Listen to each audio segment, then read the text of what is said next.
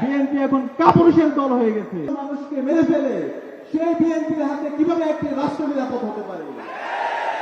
আমরা আশা করেছিলাম বিএনপির নেতা তারেক রহমান দেশে আসার পরে এই বিএনপির সংশোধন হবে এবং তিনি আসার পরে বলেছেন তার অনেক পরিকল্পনা আছে, কিন্তু আমরা দেখতে পেয়েছি এই তার পরিকল্পনার মাধ্যমে সারা দেশে নারীদের উপর হামলা হয়।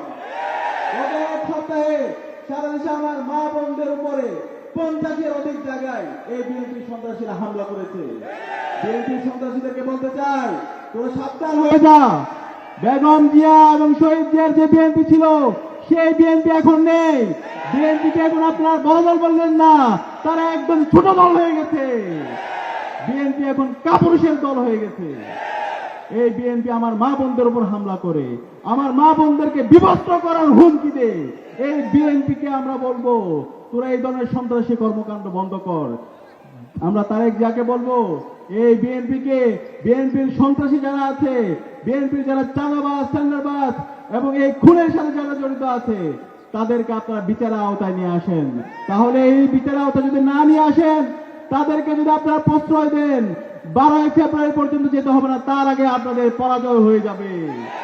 আমি বলতে চাই, এই জুলাই বিপ্লবে নিষিদ্ধ ছাত্রলীগ, খুনি হাসিনা ঢাকা বিশ্ববিদ্যালয়ে 15 জুলাই আমার বোনদের উপর হামলা করেছিল। এই হামলার পরবর্তীতে সারা বাংলাদেশের মুক্তিকামী ছাত্র জনতা রাজপথে নেমে খুনি হাসিনা দিল্লিতে পালাইছে। আমরা বলতে চাই, এই খুনের রাজত্ব, এই আমার বোনের পর মায়ের পর হামলার কর্মকাণ্ড যদি আপনারা জারি রাখেন, আমার এই দেশের নাগরিকদেরকে যদি আপনারা হত্যা করেন, তাহলে আপনারা এই লন্ডনে পালানোর সময় পাবেন না। সেখানে আমি বলবো, এই জুলাইয়ের আকাঙ্ক্ষাকে ধারণ করেন, জুলাই বিপ্লবের শহীদদেরকে ধারণ করেন। আমরা এখন পর্যন্ত তারেক রহমানের বক্তব্যে গণভোটে হায়ের পক্ষে কোনো ক্যাম্পেইন দেখতে পাচ্ছি না। আপনি তাহলে স্পষ্ট করেন, আপনি কি জুলাইকে ধারণ করেন নাকি ফেসিবাদী কাঠামোকে রেখে দিতে চান?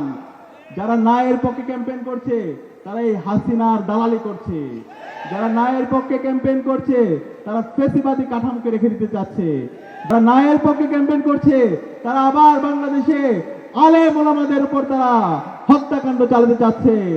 যারা নায়ের পক্ষে ক্যাম্পেইন করছে তারা ক্যাম্পাসে আবরার পাহাড় বিশ্বজিৎদেরকে আবার তারা হত্যা করতে চাচ্ছে। সুতরাং নায়ের পক্ষে যারা ক্যাম্পেইন করছে তাদের পক্ষের মধ্যে আপনার অবস্থান পরিষ্কার করেন। আপনি কি জুলাইকে ধারণ করেন নাকি আপনি জুলাইয়ের বিরুদ্ধে গণভোটে নায়ের পক্ষে আপনি অবস্থান নিচ্ছেন? আপনার সেই অবস্থান আমরা জানতে চাই, ছাত্র সমাজ জানতে চাই। একই সাথে আজকে 11 দলীয় জোটকে আমি ধন্যবাদ জানাচ্ছি। 11 দলীয় জোট ইতিমধ্যে তাদের নির্বাচনী ক্যাম্পেইনে গণভোটে তারা হায়ের পক্ষে অবস্থান নিয়েছে। গণভোটে আমাদের হাকে বিজয় করতে হবে। আগামী 12 ফেব্রুয়ারি যেই নির্বাচন হবে, সেই নির্বাচনে আমরা যে প্রথম ভোটটা দিব, সেই ভোট হচ্ছে গণভোটে হা ভোট। আপনারা কি পারবেন? এই গণভোটে হাকে বিজয় করার মাধ্যমে বাংলাদেশে আগামী 100 বছরের রাজনীতি বিনির্মাণ হবে। আগামী 100 বছরের বাংলাদেশ রাষ্ট্র